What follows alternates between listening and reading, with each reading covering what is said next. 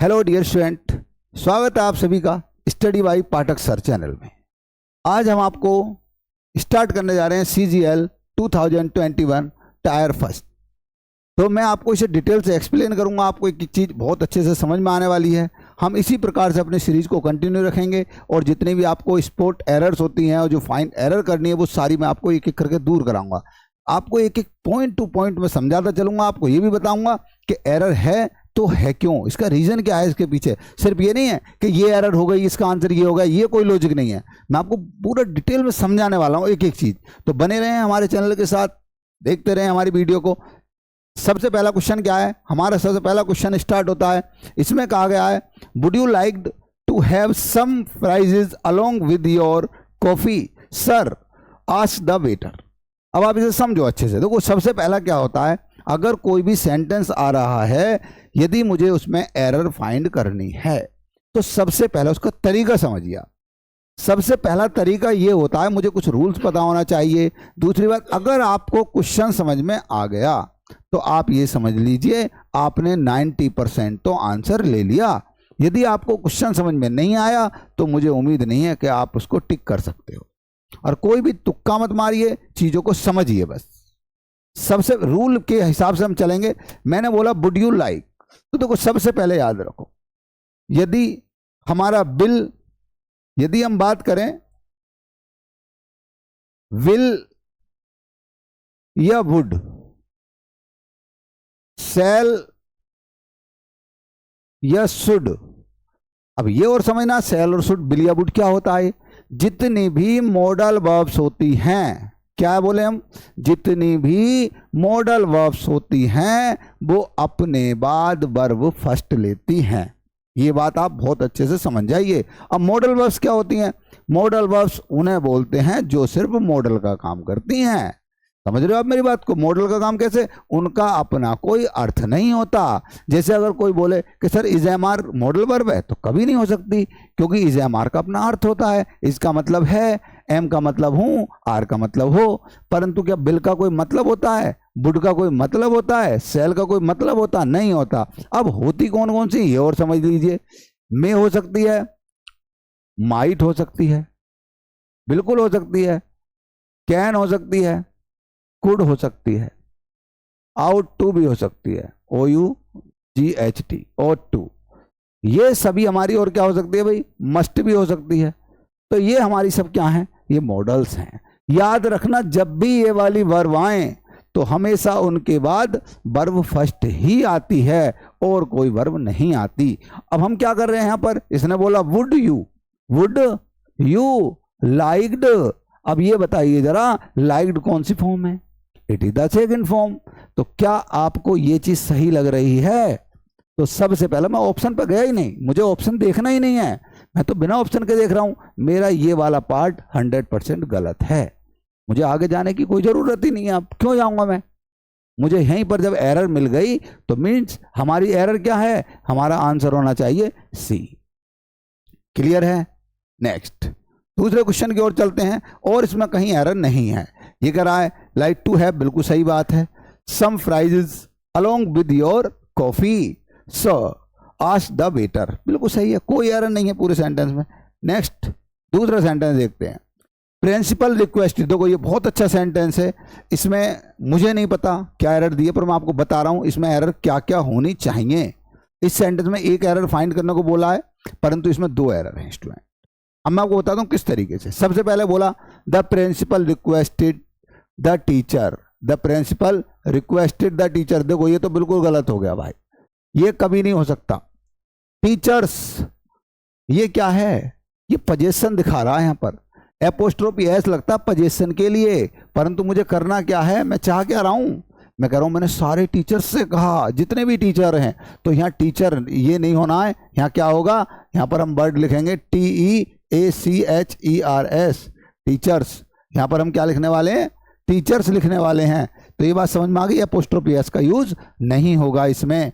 तो सबसे पहली एरर, तो ये तो बहुत बड़ी एरर है, दूर से ही दिखाई दे रही है, परंतु एक एरर, अगर सपोज दैट यहाँ पर टीचर्स ही होता और आपसे पूछता बताओ एरर क्या है, अब आपका दिमाग घूम जाता। अब आप सोचते अब नहीं पता, क्योंकि ये तो बड़ी सिंपल सी एरर है। और अगर ऐसी एरर एग्जाम में दे रहा है तो मैं नहीं मानता कि फिर एग्जाम कठिन है, फिर तो बहुत इजी एग्जाम है। तो आप समझिए, बहुत अच्छे से आपको बहुत अच्छे से समझना है कि फिर क्या होने वाला है। फिर होने वाला यह है स्टूडेंट्स कि अगर आप खुद सोचो, ये क्या लिख रहा है, रिक्वेस्टेड। अब ये बताओ रिक्वेस्ट किससे की जाती है? छोटा बड़े से रिक्वेस्ट करेगा या बड़ा छोटे से रिक्वेस्ट करेगा? आपके डैडी आपसे रिक्वेस्ट करेंगे या आप अपने डैडी से रिक्वेस्ट करेंगे? तो बड़ी सिंपल सी बात है, आप अपने डैडी से रिक्वेस्ट करेंगे। Principal is the head of the college, principal college का हेड होता है, ये बात आप अच्छे से समझ लीजिए। वो टीचर से कभी रिक्वेस्ट नहीं करेगा, या तो टीचर को ऑर्डर दे देगा या टीचर को एडवाइस दे देगा। तो अगर ये वाला अगर टीचर्स होता सही लिखा हुआ तो आपकी एरर इस वाले पार्ट में होती, पर इस समय ये बहुत बड़ी एरर है, तो आपका पार्ट ये वाला गलत है। तो आंसर हमारा क्या होगा? बी ऑप्शन हमारा करेक्ट हो जाएगा। ठीक, नेक्स्ट क्वेश्चन की ओर बढ़ते हैं। Question number third. Question number third बोलता है lack of required vitamins and minerals lead against several complications in human body. अब देखो यहां पर एरर तो बहुत जल्दी मिल जाती है, एरर में कोई प्रॉब्लम नहीं है। एरर क्या है? एरर ये है। अब आपको एक कंफ्यूजन हो रहा होगा कि भाई एरर है तो है क्या? अब देखो एरर तो मिल गई, एरर मिलने में कोई बहुत बड़ी बात नहीं है, पर ये बताओ एरर है क्या? तो सबसे पहली बात स्टूडेंट्स, लीड के साथ हमेशा टू आता है, कभी अगेंस्ट नहीं आता, सबसे पहला। पर क्या यहां पर लीड के साथ टू आने वाला है? नहीं, यहां पर लीड के साथ लीड नहीं, यहां पर क्या आएगा? ओनली लीड्स आएगा, और क्या आएगा? टू आएगा, लीड्स टू। अब ऐसा क्यों हुआ? लीड्स टू क्यों आया? तो उसका मेन लॉजिक ये है, जब हम लैक लगाते हैं तो it is the singular, it is the singular. ये आप अच्छे से समझ लीजिए। यदि मैं ये कहूं, समझिए जरा ध्यान से, मैंने बोला ग्रुप ऑफ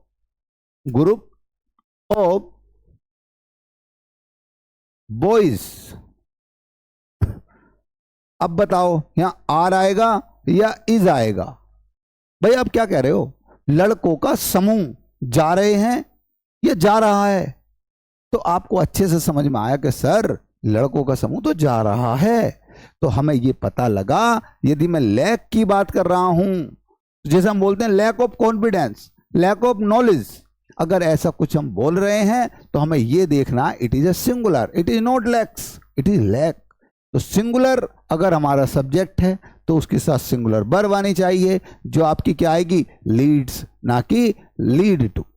आपका आंसर क्लियर हो गया। अब हमें पता लग गया सर एरर ये वाली है, ये तो समझ में आ गया कि एरर ये वाली है, पर भाई एरर है क्यों, ये भी तो समझना जरूरी है। तो मुझे पता लगा कि सर हमारा आंसर ये वाला हमें लगाना है, क्योंकि ये बिल्कुल गलत है। याद, सॉरी, ये नहीं, हमारा जो आंसर होगा वो ये रहेगा। अब आप कहोगे लीड टू क्यों आता है? तो एक सेंटेंस होता है बच्चों, यह सड़क कहाँ जाती है, यह सड़क कहाँ जाती है। तो बड़ी मजे की बात होती है। मैं आपको एक जोक भी बताता हूँ इसके ऊपर। एक बार एक सरदार जी थे, उनसे किसी आदमी ने पूछ लिया कि सर, वो कहीं जा रहा था, कि सर ये सड़क कहाँ जा रही है? तो सरदार जी बोले भाई मुझे यहाँ 60 साल हो गए रहते रहते, ये अभी तक तो कहीं गई नहीं है, अभी तक तो यहीं पर है। तो देखो सड़क कहीं नहीं जाती है, सड़क जहाँ होती है वहीं रहती है। अब जाते कौन है? जाते हम लोग हैं। अब सड़क करती क्या है? सड़क हमें मार्ग दिखाती है। क्या करती है? लीड करती है। तो हम सेंटेंस कैसे बनाएंगे? यदि आ जाए तो हम बोलेंगे दिस रोड लीड्स टू, यह सड़क जाती है, अब कहीं को भी जा सकती है, सपोज दैट आगरा को भी जा सकती है। क्या कर सकते हैं? अब एक क्वेश्चन आ रहा होगा सबके दिमाग में, सर ये लीड बना कहां से? तो भाई ये लीड बड़ा सिंपल वर्ड है, सबको समझ में आएगा। ये लीड बना मेरे भाइयों लीडर से। याद रखना, किसी भी वर्ब में यदि हम ER लगा देते हैं तो वो करने वाला बन जाता है। जैसे बात करें, मैंने बोला टीच, और टीच के आगे अगर मैं ER लगा दूं तो क्या हो गया? टीचर। बताओ कौन हुआ? पढ़ाने वाला। यदि मैं बात बोलूं RED रीड, और इसमें लगा दूं ER तो क्या बन गया? रीडर। क्या हो गया? पढ़ने वाला। यदि मैं बोल कुछ भी अगर ऐसा वर्ड बोलता हूं, मैंने बोला फार्म खेती, अगर मैं बोल दूं ER लगा दो तो क्या हो गया, फार्मर। मैंने बोला डू मीन्स क्या हो गया, करना, डूअर करने वाला, वर्क काम करना, वर्कर काम करने वाला। यदि मैं किसी भी वर्ब में ER लगा रहा हूं तो उसका मतलब क्या हो गया, उसे करने वाला। जैसे हम बात करते हैं ड्रिंक पीना, ड्रिंकर पीने वाला। तो ये बात आपको क्लियर हो गई।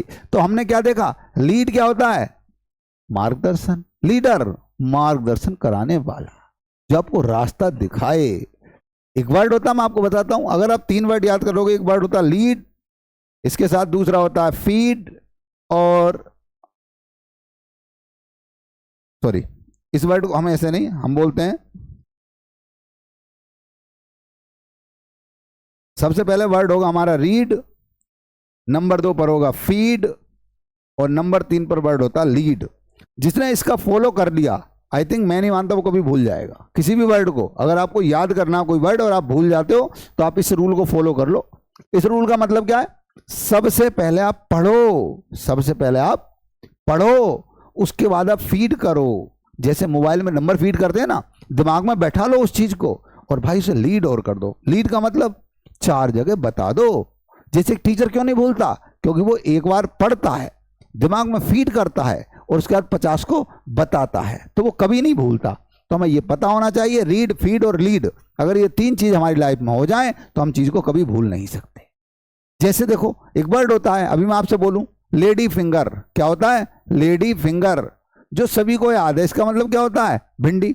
परंतु इसके लिए मैं एक नया वर्ड देता हूं आप लोगों के लिए, ओकरा। ओकरा मीन्स क्या होती है, भिंडी। अब आपने सिर्फ मेरे मुंह से सुन लिया, ये आपको थोड़ी देर याद रहेगा, लेकिन यदि आपने इसे दिमाग में फीड कर लिया और 10 लोगों को बता दिया, तो ये तो गारंटी है वो 10 तो भूलेंगे ही भूलेंगे, पर आप लाइफ में कभी भूल नहीं सकते। तो आप याद रखो, पहले करो रीड, फिर करो फीड, और बाद में करो लीड। नेक्स्ट क्वेश्चन की ओर बढ़ते हैं अपने। दशहरा सेलिब्रेशंस इन मैसूर। भाई मैसूर में दशहरा का क्या हो रहा है, सेलिब्रेशन हो रहा है। दिस ईयर, इस साल, आर ग्रैंडेस्ट। अब देखो सबसे बड़ी गलती तो यही नजर आ गई, देन आ गया। और देन कब आता है भाई, देन आता है किससे पहले, CD, कंपैरेटिव डिग्री से पहले, सुपरलेटिव डिग्री से पहले कभी भी देन नहीं आता। ये आप अच्छे से याद रखना। बहुत सारी गलती हैं, ग्रैंडेस्ट होता तो दा भी लगा होता। तो यहां पर क्या करेंगे हम, ये हटाएंगे और यहां क्या लगाएंगे, ग्रैंडर। क्या लगाएंगे, बहुत सही तरीके से मनाया गया। कहां पर, मैसूर में।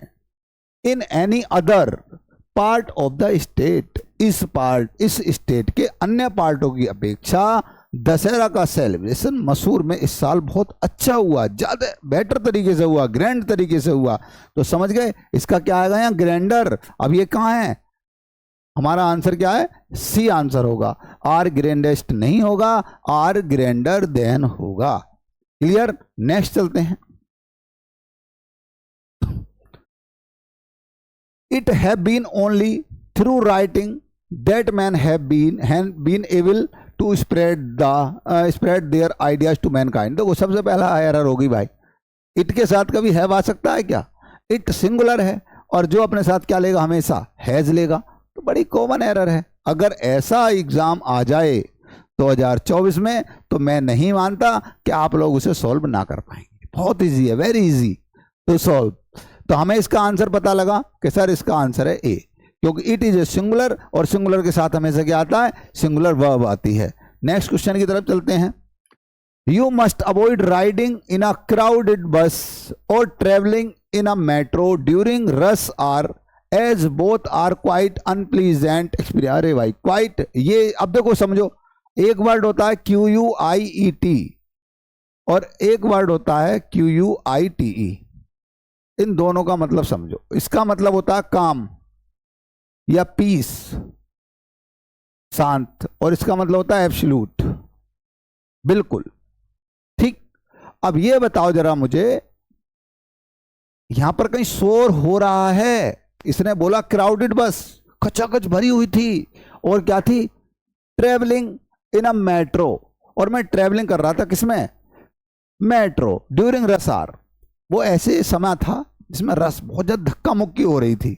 मैं ऐसे उसमें भी सफ़र कर रहा था मेट्रो ट्रेन में, तो क्या इसमें कहीं आवाज़ की बात आई, कहीं नॉइस की बात आई? नहीं आई। अगर नॉइस की बात आती तो मैं कह सकता था कि भाई मुझे अच्छा फील नहीं हो रहा था, मुझे आवाज़ बहुत आ रही थी, मैं उसे सुनना नहीं चाह रहा था, तो मैं ये लगा देता, क्या, ये वाला क्वाइट। अब शोरगुल से तो कोई मतलब नहीं है भाई, क्वाइट का मतलब तो शांत हो जाना। क्या हो जाता है? शांत हो जाना, जहां कोई शोर नहीं होता है, जहां कोई आवाज नहीं होती है। पर इसका मतलब तो बिल्कुल दूसरी बात याद रखेंगे। क्या क्या होता है ये? क्वाइट मतलब क्या होता है? एडजेक्टिव है, और ये एडवर्ब है। ये वाला क्या है? एडवर्ब। अब देखो एडजेक्टिव और एडवर्ब में मतलब समझ लो, एडजेक्टिव और एडवर्ब में मतलब समझ लो। यदि मैं बोलूं you are a very good man, एक बात तो ये हो गई। अगर इसी सेंटेंस को मैं आपके सामने कुछ इस प्रकार से लिख दूं, you are a good very man, तो भाई आपको बड़ा अजीब सा लगेगा। क्यों? बड़ा सिंपल है। उसका रीजन क्या है? क्योंकि student it is adverb, it is adverb, it is adjective. और याद रखना एडजेक्टिव नाउन से पहले लगते हैं, एडजेक्टिव नाउन से पहले लगते हैं। ये बात आपको अच्छे से समझना है। ठीक, तो हमें ये समझ में आ गया सर, यहां पर जो आंसर आने वाला वो हमारा क्या आएगा? क्वाइट आएगा। ये बात क्लियर हो गई। तो हमारा आंसर सही क्या होगा? ये वाला आंसर सही होगा। इट मीन्स यहां पर हमें एरर पाई गई है। तो एरर क्या है हमारी? ये वाली सी आंसर में हमारी एरर आ जाएगी। नेक्स्ट क्वेश्चन की ओर बढ़ते हैं। हैड यू, अब देखो सिंपल सी बात है, जब पहला काम पास्ट में हो गया तो दूसरा आप प्रेजेंट में या फ्यूचर में कैसे कर लोगे? अगर एक पास्ट में है तो दूसरा भी पास्ट में, एक पास्ट में तो दूसरा भी पास्ट में, तो सीधी सीधी बात। अब देखते हैं जरा, हैड यू नॉट रीच्ड, बिल्कुल सही बात है, in time. We will have, भाई विल हैव कैसे आ जाएगा? बड़ी कॉमन सी बात है। जब इधर हैड आ गया तो अगर यह तो इधर हैव होता तो मैं मान लेता इधर विल आ जाएगा, पर भाई जब इधर हैड है तो इधर क्या होगा? जल्दी बताओ, इधर क्या होगा? वुड होगा। अब कुछ बच्चों के मन में एक डाउट और आ गया होगा। डाउट बहुत अच्छा है, होना भी चाहिए डाउट बच्चों। मैं खुद पूछ रहा हूं, बताइए यदि मैं विल ही रहने दूं, मैं तो बोल रहा हूं सर मैं हैड की जगह यहाँ हैव कर दे रहा हूं, तो कोई प्रॉब्लम? इसमें भी तो एरर हो सकती है ना? एरर तो इसमें भी हो सकती है, क्योंकि भाई हैव के साथ तो विल आ जाता है। अब ऐसा हम क्यों नहीं कर रहे? मेरे प्यारे भाई याद रखना, हेड वाले सेंटेंस जो होते हैं, जो हमारे कैसे कंडीशनल सेंटेंस होते हैं, अगर वाक्य में इफ नहीं है तो इफ की जगह हम हैड का यूज भी कर देते हैं। यदि मुझे इसमें हैव लगाना है तो मुझे इफ भी लगाना पड़ेगा। ये बात क्लियर हो गई? तो मुझे पता है कि हेड जो है मेरा किसका काम कर रहा है? हेड मेरा काम कर रहा है किसका? जल्दी बोलो, इफ का भी इसमें इंक्लूड है, इसलिए मैं इस वाले को कभी गलत नहीं कर सकता। ये बात क्लियर है? चलिए, तो हमारा आंसर सही क्या होगा? सही आंसर ये वाला होगा हमारा, कभी ये नहीं आ सकता, डी ऑप्शन गलत है।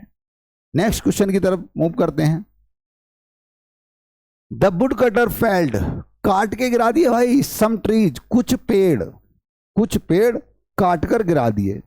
विद हार्डली, अब देखो याद रखना, एक वर्ड हो गया हार्डली, एक वर्ड हो गया स्केर्सली और हार्डली। ये वाले वर्ड हमारे जो होते हैं ये निगेटिव सेंस देते हैं।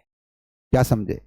हार्डली, स्केर्सली, ये वर्ड हमारा क्या देते हैं? निगेटिव सेंस रखते हैं। और जब ये निगेटिव सेंस रखते हैं तो मेरे भाई इनके साथ कभी पॉजिटिव नहीं आ सकता।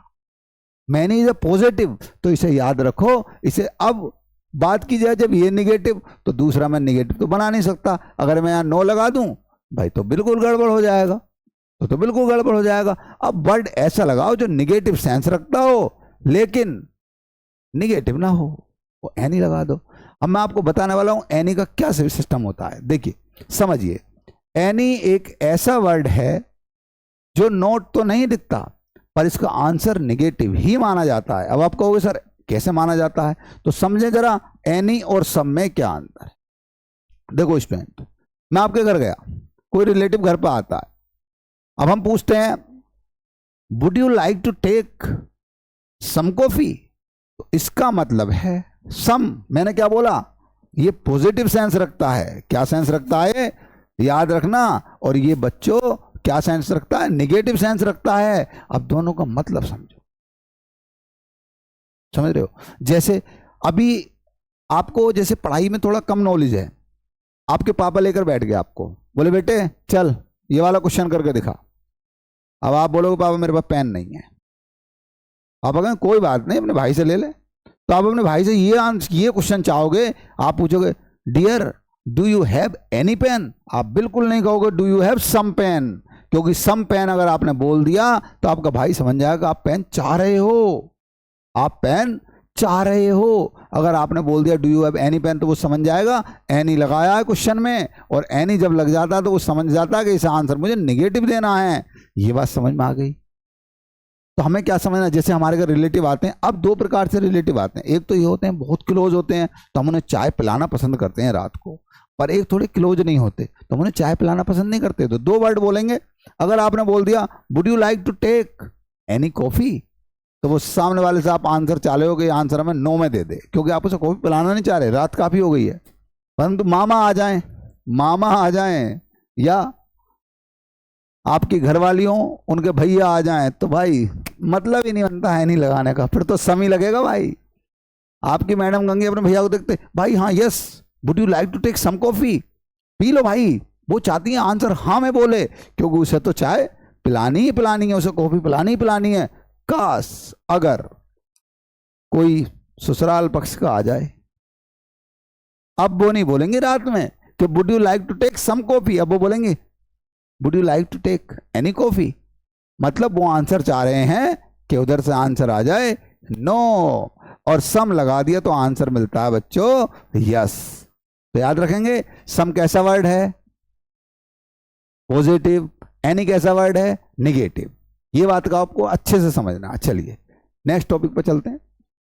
River appears to have got its name from the town nearby. बिल्कुल सही है, इसमें कोई एरर नहीं है, क्योंकि अगर एरर आती है तो यहां पर आती है इट्स। अब इट क्यों आया, क्योंकि इट इज नॉन लिविंग, और नॉन लिविंग के साथ इट आता है। ये बात आप अच्छे से समझ लो। परंतु एक मुझे ऐसा बताओ जो सजीव हो, जो सजीव हो और अपने साथ इट लेता हो, बता सकते हैं? हैदम कमेंट में जरूर बताना मुझे कि सजीव है और अपने साथ क्या ले रहा है, जल्दी बताइए। जैसे मैं बताता हूं, चलो मैं चाहता हूं आप लोग ही कमेंट करें, क्योंकि आपके कमेंट आएंगे तो मुझे भी थोड़ा अच्छा लगेगा। नेक्स्ट वीडियो में जरूर बताऊंगा मैं, क्योंकि कुछ वर्ड होते हैं जिनका हमें जेंडर पता ही नहीं होता, उनके साथ हमेशा इट लगता है। ये आप याद, तो ये तो आपको सबको पता है कि यदि न्यूट्रल जेंडर है, यदि नॉन लिविंग है तो हम उसके साथ क्या लगाते हैं। जैसे पेन है तो पेन के साथ इट लगाएंगे। मैंने क्या बोला, सजीव होना चाहिए, सजीव होना चाहिए। चलो बता देता हूं आप लोगों के लिए, एक मैं बताता हूं, एक तो आप बताना। जैसे मैंने बोला बेबी, बेबी के साथ हमेशा क्या लगता है, याद रखना स्टूडेंट्स, इट या इट्स लगेगा, क्योंकि बेबी का पता नहीं लगता कि लड़का है या लड़की। जब हम इसके बारे में बताएंगे डिटेल से बिल्कुल बताऊंगा कि नाउन को कैसे पहचाना जाए, कौन सा कॉमन कौन सा फेमिनिन है ना, ये बिल्कुल अच्छे से समझाएंगे। कौन सा मैस्कुलिन है, कौन सा फेमिनिन है, कौन सा क्या है। ठीक, तो बेबी जो है उसका हम कभी भी ये पता नहीं लगा सकते कि लड़का है या लड़की। ये बात समझ में आती है। चलिए नेक्स्ट चलते हैं।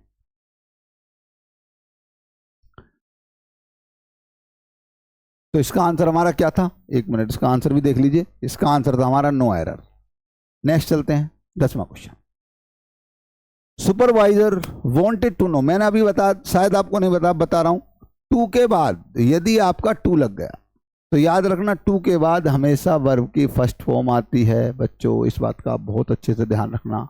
जब भी टू आएगा तो टू के बाद क्या आएगी, हमेशा वर्ब फर्स्ट आएगी। और यहां पर क्या कह रहा, नॉन, इट इज द, जल्दी बताओ, नॉन, और नॉन की सेकंड फॉर्म क्या होती है, न्यू, और फर्स्ट फॉर्म क्या होती है, नो। तो यहां पर सही आंसर क्या आना चाहिए, नो आना चाहिए। ना ये होगा ना ये होगा, आंसर होगा ये। तो इट मीन्स गलती है इस वाले में, तो हमारा ये क्या है, ये राइट आंसर है। आज के लिए 10 क्वेश्चन, नेक्स्ट वीडियो में मिलते हैं इससे आगे के क्वेश्चन। ठीक है, सभी बने रहिए इसी चैनल पर, और मैं आपको ऐसे ही लाता रहूँगा जो आपके पूरे कंप्लीट टेस्ट कराऊंगा। जो 2023 के लेटेस्ट वर्जन है वो सब कुछ मैं आपको कराने वाला हूं। मेरे चैनल को लाइक करें, सब्सक्राइब करें, शेयर करें। आपको इसी प्रकार से अगर कहीं भी आपको कहीं प्रॉब्लम आ रही है, कहीं समझ में नहीं आ रहा है, तो प्लीज़ कमेंट बॉक्स में ज़रूर लिखें, मैं उसका आपको जवाब ज़रूर दूंगा। यदि आपका कोई सेंटेंस है जो आपको प्रॉब्लम क्रिएट कर रहा है तो आप मुझे बताइए। अगर मुझे 10 या 15 सेंटेंस इकट्ठे हो जाते हैं तो मैं उन सेंटेंस को लेकर यहाँ पर एक वीडियो बनाने वाला हूँ। तो आप सभी लोग मुझे बताते रहें क्या क्या आपको चाहिए, मैं आपको वही प्रोवाइड कराता रहूँगा। Thank you, have a nice day. बने रहें हमारे चैनल पर।